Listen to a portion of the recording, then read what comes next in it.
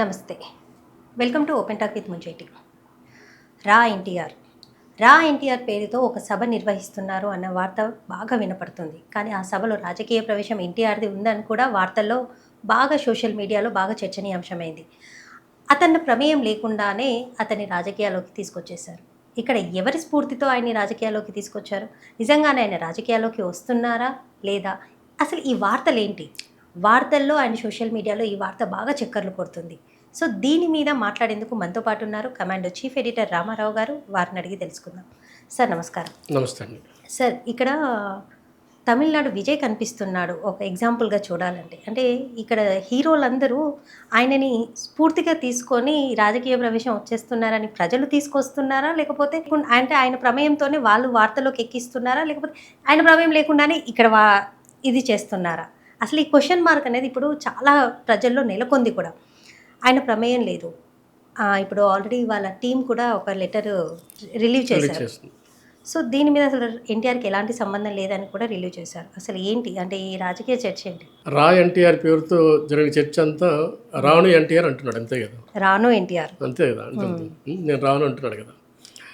అంటే ఇక్కడ మౌనంగా ఉంటే మీ మాటలు అందరూ చెప్తారండి. మీరు మౌనంగా ఉండకూడదు. ఓకే, మీరు ఓపెన్ చేయాలి. అది ఒకటి పదిసార్లు నేను ఏంటన్నది మీరు నిరూపించాలి. ఎందుకంటే మీరు ప్రజల మధ్య ఉన్నారు, లేదా ప్రేక్షకుల మధ్య ఉన్నారు. వార్త వచ్చిన వెంటనే మీరు మీ వైపు ఖండించాలి. సోషల్ మీడియాలో వైరల్ అయిన తర్వాత కాదు. మొదటి వార్త జమీన్ రైతు అనే ఒక పత్రిక రాసింది, జూనియర్ ఎన్టీ రామారావు రాజకీయాలకు వస్తున్నాడని. జమీన్ రైతు అన్న ఒక పత్రిక స్వాతంత్ర సమరం నాటి 1930లోనే స్టార్ట్ అయిన పత్రిక. రాజకీయ విలువలు, జర్నలిజం విలువలతో పాటిస్తున్న పత్రిక అది. డోలే ప్రసాద్ గారు, ఆయనకు మంచి పేరుంది, మంచి జర్నలిస్టు. సమాజంలో కాకుండా రాజకీయాల్లో కూడా ప్రముఖులు ఎంతోమంది ఆయన శ్రేయోభిలాషులు. అంతేకాకుండా సీనియర్ రాజకీయ నాయకులు ఎవరు, మీరు ఎన్జీ రంగా లాంటి వాళ్ళు, సంజయ్ రెడ్డి లాంటి వాళ్ళు అందరూ కూడాను వీళ్ళంతా ఈ పత్రికతో అనుబంధం ఉన్నవాళ్ళే. ఓకే, అంత మంచి పత్రిక. ఇవన్నీ రాజకీయాల్లోకి వస్తారని రాసిన తర్వాత ఈ రచ్చ స్టార్ట్ అయింది. సో పత్రిక ఏమో విలువలు పాటిస్తున్న పత్రిక. సో అప్పుడు అది ఎవరికి తెలియకుండా ఉంటుంది, ఎన్టీఆర్ తెలిసి ఉంటుంది. అప్పుడే ఖండిస్తే కూడా లేకపోయింది. ప్లస్ ఇంకోటి, వాళ్ళ తాతగారు రాజకీయాల్లోకి వస్తారు అని ఆయన రాజకీయాల్లోకి వస్తున్నట్టు స్టేట్మెంట్ కూడా ఇవ్వని రోజుల్లో, ఎవరు ఇలాంటి చర్చ కూడా లేని రోజుల్లో సీనియర్ ఎన్టీఆర్ రాజకీయాల్లోకి వస్తున్నారని రాసిన మొదటి పత్రిక కూడా అదే పత్రిక ఆ రోజుల్లో 82లో. ఈ మధ్య ఆయన కూడా ఒక ఇంటర్వ్యూలో చెప్పారు, ఆ పత్రికలో నా పత్రికలో నేను రాసి ఎన్టీఆర్ నాకు కాల్ చేసి నాతో మాట్లాడారు, బ్రదర్ మా మనసులో మాట మీరు ఎలా గ్రహించారు, అవును మేము వస్తున్నామని అని చెప్పుకొచ్చారు ఈ మధ్య ఒక తెలుగు వన్ ఛానల్లో. సో అలాంటి విలువన్న పత్రిక జూనియర్ ఎన్టీఆర్ గురించి రాసింది. మరి అంత విలువలతో కూడిన పత్రిక రాసింది. సో ఏదో పొగ ఉంది, నిప్పు ఉంది, పొగ వచ్చింది.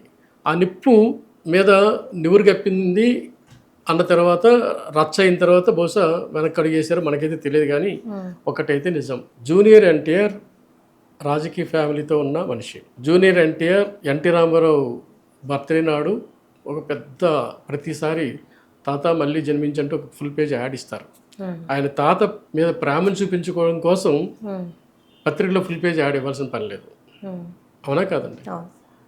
తిరుపతి వెళ్ళి దైవ దర్శనంకి వెళ్ళొచ్చు, లేదు పేదలకి దానం చేయొచ్చు, లేదు కొంతమంది చదివించవచ్చు, లేదా వాళ్ళకి ఆపరేషన్ చేయొచ్చు.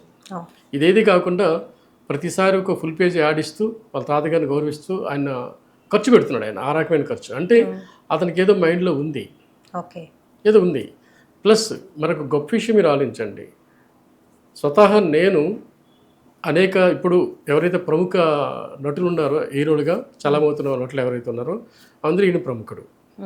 ఇతను వస్తున్న సినిమాలు తీసుకోండి, మిగతా వాళ్ళ ప్రముఖులు యాక్టర్స్ ఎవరైతే ఉన్నారో వాళ్ళ సినిమాలు తీసుకోండి, ఈయన సినిమాలో రాజకీయ కోణం కనిపిస్తుంటుంది, సామాజిక కోణం కనిపిస్తుంటుంది. మిగతా చిల్లర వేషాలు కనిపించవు మీకు.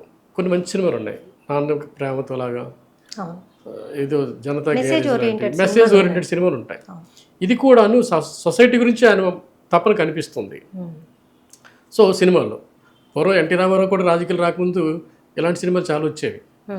బొబ్బులి పిల్లని, జస్టిస్ చౌదరి అని సమాజం ఉద్ధరించే కొన్ని పాత్రలు వేసేవాళ్ళు ఆయన.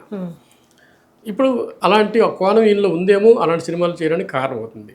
ఓకే, ఈయనకి రాజకీయాలతో సంబంధం లేదు అని మనం అనుకోలేము. ఒకప్పుడు రాజకీయాల్లో ఉన్నారు ఆయన, తెలుగుదేశం పార్టీకి ప్రచారం చేశారు ఆయన.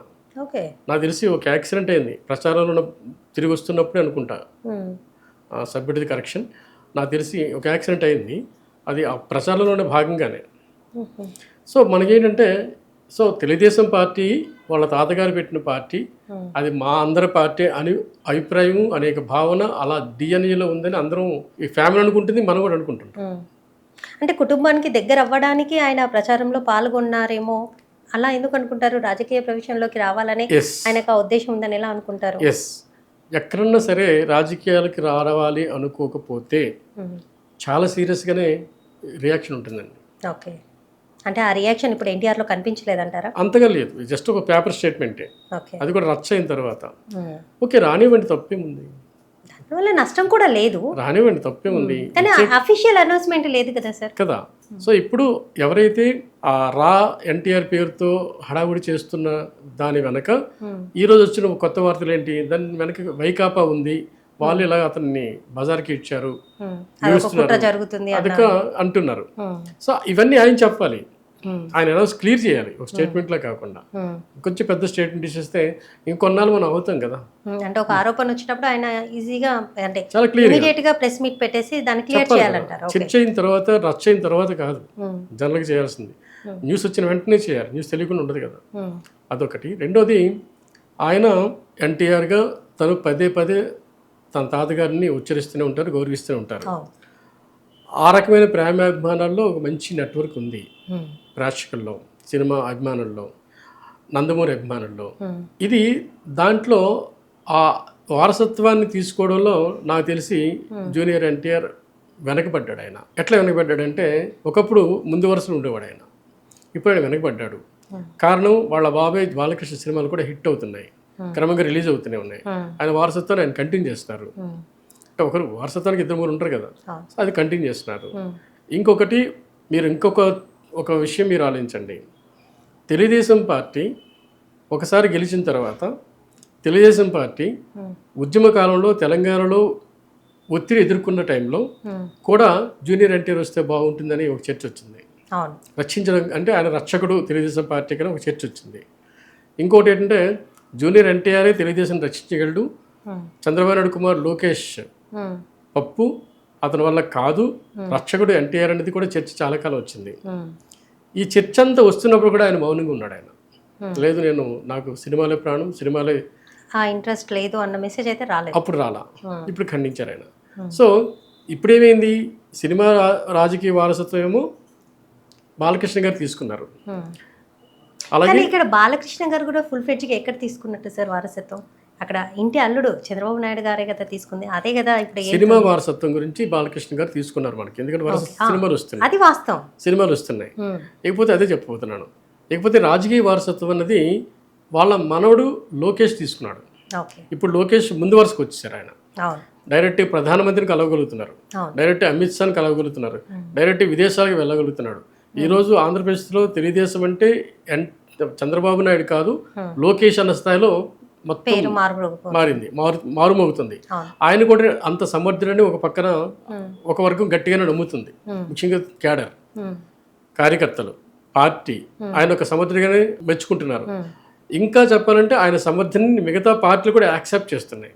అంటే తెలుగుదేశం వారసత్వం లోకేష్కి వస్తుంది అన్నది యాక్సెప్ట్ చేస్తున్నారు. అంటే రాజకీయ వారసత్వం కూడా ఎన్టీఆర్ నుంచి దూరం అవుతుంది. సినీ వారసత్వం వాళ్ళ బాబాయ్ తీసుకున్నారు, రాజకీయ వారసత్వం ఏమో లోకేష్ తీసుకుంటున్నారు. ఇప్పుడు ఈయన వెనకబడ్డాడు. సో ఇలా వెనకబడుతున్న ఈయన వెనక ఎవరైనా శక్తులు ఇతన్ని లాగడం కోసం ట్రై చేస్తున్నాయా, లేదా ఆ శక్తుల వెనక ఈయనే ఉన్నాడా అని దాన్ని చాలా స్పష్టం చేయాలి, చాలా క్లియర్గా చెప్పాలి. లేదంటే ఏదైతే ఒక పేరు ఉందో ఆ పేరు ఈంది కాదు, మహానుభావుడు ఎన్టీఆర్ అది, ఆ పేరుకి చెడ్డ రాకూడదు కదా, ఆ పేరుకి చెడ్డ రాకూడదు, ఆ పేరుకి చెడ్డ రాకూడదు కదా. ఎవరు వైకాపా వాళ్ళు ఎవరు ఈయన లాగడానికి, ఇతను బదనాం చేయడానికి అన్న ఒక వాదం ఏదైతే ఉందో దాన్ని కూడా ఖండించగలగాలి. మౌనంగా ఉంటే ఇదే జరుగుతుంటుంది. మౌనంగా ఉన్నప్పుడు ఇలాగే జరుగుతుంటుంది. మన మాటలో ఇంకోళ్ళు మాట్లాడిస్తారు, మన మాటలో మనమే మాట్లాడితే కూడా ఉండదు. సార్, తమిళనాడులో ఎలా అయితే అకస్మాత్తుగా విజయ్ మన రాజకీయ ప్రవేశం చేశారు, ఇక్కడ తెలంగాణలో కూడా ఇప్పుడు అంటే నాట్ ఓన్లీ తెలంగాణ, ఏపీ అన్నను టీడీపీలోకి ఎన్టీఆర్ నిజంగా రాజకీయ ప్రవేశం చేస్తే హఠాత్తుగా జనాలు యాక్సెప్ట్ చేయరంటారా? యాక్సెప్ట్ చేస్తారండి, ఖచ్చితంగా చేస్తారు. కానీ ముఖ్యమంత్రిని చేస్తారో లేదు తెలియదు కదా. ఓకే, ఏ స్థాయిలో చేస్తారు. ఇప్పుడు మనం చిరంజీవి కంటే అంటే క్రమక్రమంగా పెరుగుతుండొచ్చు కదా. చెప్పలేమండి. అది ఎలాగంటే ప్రజలు ఎలా యాక్సెప్ట్ చేస్తారు. నిజానికి ఎన్టీ రామారావు వారసత్వం ఈయనకే వస్తుందని యాక్సెప్ట్ చేస్తారా, లేదు మంచి ముఖ్యమంత్రి మనకి ఇప్పుడు తెలంగాణలో మీకు ఏమొస్తుంది, అటు కాంగ్రెస్, బీజేపీ, ఇంకో పక్క బీఆర్ఎస్ విసిగెత్తిపోయామంటున్నాము. అలాగే బీజేపీ అంత సమర్థత లేదనుకుంటున్నాము. కాంగ్రెస్ నెక్స్ట్ వస్తుంది రాదు అనుకుంటున్నాము. ఇలాంటి టైంలో ఒక మంచి కొత్త పార్టీ వచ్చి ప్రజల మన్నల్ని ప్రజల ప్రేమాభిమానాన్ని పొందగలిగితే అది జూనియర్ అంటే అయితే ఎవరు కాదంటారు. ఓకే, కాదనం. ఎటొచ్చి ఎవరో పులి వాతలు పెట్టుకున్నట్టుగా దాని వాతల నుంచి మన వాతలు పెట్టుకోలేదు కదా. విజయ్ గెలిచాడు. ఇక్కడ ఆ ఫార్ములా వేరు, ఇక్కడ ఆ ఫార్ములా వేరు. అక్కడ రెండు పార్టీలు పూర్తిగా దెబ్బతిన్నాయి. ఇక్కడ రేవంత్ రెడ్డి సామాన్యులు కాదు, కేటీఆర్ కేసీఆర్కి సామాన్యులు కాదు. ఏమండి, బీజేపీ ఇంకా మామూలుగా లేదు. వీళ్ళ ముగ్గురిని ఎదుర్కొనేంత దమ్ము జూనియర్ ఎన్టీఆర్ ఉంది అనుకుంటే, ఆయనకు అంత కేడర్ ఉందనుకుంటే మంచిది. వస్తుంది కూడా తెలిసిపోతుంది కదా, వస్తుంది కూడా తెలిసిపోతుంది. శశివిషయాలతో సంబంధం ఉందండి. కానీ మనం ఆలోచించాల్సింది, విజయ్ లాంటి వాళ్ళు అక్కడ గెలిచిన తర్వాత ఇక్కడ చాలా మంది సినిమా యాక్టర్లో మనం కూడా గెలిచేయచ్చేమో అన్న భావన ఉంది, చాలా భావన ఉంది. ఫస్ట్ సినిమాలు గెలిస్తే చాలు. సినిమాల్లో ఆ రోజు ఎన్టీ రామారావు సినిమాల్లో ఆయన ఈ సూపర్ స్టార్, మామూలు స్టార్ కాదు, దైవ స్వరూపంగా కీర్తించిన రోజులు ఉన్నాయి. ఇప్పుడు మీకు 5-6 మంది పంచుకుంటున్నారు ఈ సినిమా ఇండస్ట్రీ. ఒకరు కాదు, ఆయన ఒకటే రారాజులో వెళ్ళిన రోజులు అవి. ఇప్పుడు ఈయన మరొక నలుగురిలో ఈయన ఒకడు, తెలుగు ఇండస్ట్రీలో మరొక 4-5 యాక్టర్లు ఈయన ఒకడు, లేదా ఒక 10 మందిలో ఈయన. సో మొత్తానికి ఈయనదే రాజ్యం కాదు కదా. ముందు ఇక్కడ ప్రూవ్ చేసుకుంటే రాజకీయాలు రానివ్వండి, మంచిది, ఎవరు కాదంటారు. మరొక ఎలా అయినా రాజకీయాలు రాగలిగితే వాళ్ళు ఉద్ధరిస్తారంటే మనకు కావాల్సింది ఏంటి. ఇంకొక చిన్న విషయం ఏంటంటే, ఒకవేళ రావాలన్న ఆలోచన ఎన్టీఆర్కి ఉంటే గింటే ఆయన ఆంధ్రప్రదేశ్ కంటే తెలంగాణ బెటర్. ఎందుకు తెలంగాణ బెటర్ అంటే, మీకు ఆయన మూలాలన్నీ తెలంగాణవే. జూనియర్ ఎన్టీఆర్కి ఏంటి సంబంధం ఆంధ్రాతో? ఇప్పుడు అక్కడ కూటమి ప్రభుత్వం, వీళ్ళ రాష్ట్ర రాజకీయ వారసత్వం అక్కడే ఉంది కదా సార్. రాజకీయ వారసత్వం వాళ్ళ తాతగారు ప్రారంభించిన పార్టీ ఇప్పుడు ఏపీనే వెళ్తుంది కదా. తాతగారు ప్రారంభించింది తెలంగాణ అంటే ఉమ్మడి రాష్ట్రంగా ఉన్నప్పుడు తాతగారి పార్టీ తర్వాత ఎక్కడికో వెళ్ళింది. ఆ తర్వాత అల్లుడు, ఆ తర్వాత 2 సార్లు ముఖ్యమంత్రి, ఇంకా అటు వెళ్ళిపోయింది.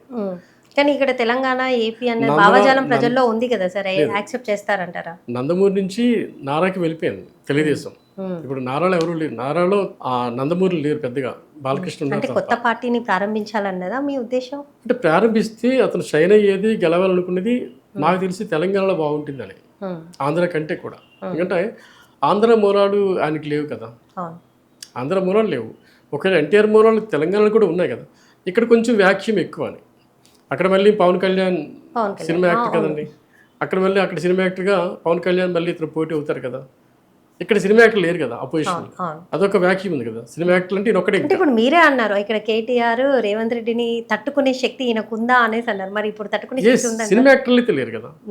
సినిమా యాక్టర్లను తట్టుకునే శక్తి ఉండొచ్చు, కానీ ఇక్కడున్న ఎంతో రాజకీయ అనుభవం ఉన్న నాయకులను అయితే తట్టుకునే శక్తి ఉందంటారా? ఉంది అని ఆయన నమ్మితే రమ్మని మనం అంటున్నామంటే, ఒకవేళ అలా ఉంది అనుకుంటే వీళ్ళ ముగ్గురిని నేను జయించుకు రాగలను, ప్రజాభిమానాలు పొందగలను, మంచి రూల్ తీసుకురాగలను, తెలంగాణకి మంచి అధికారాన్ని సంపాదించి ఓ ముఖ్యమంత్రి అనే నమ్మకాన్ని ఈయన పెంపొందించడానికి మరొక సినిమా యాక్టర్ అడ్డం కాదు కదా అంటారు.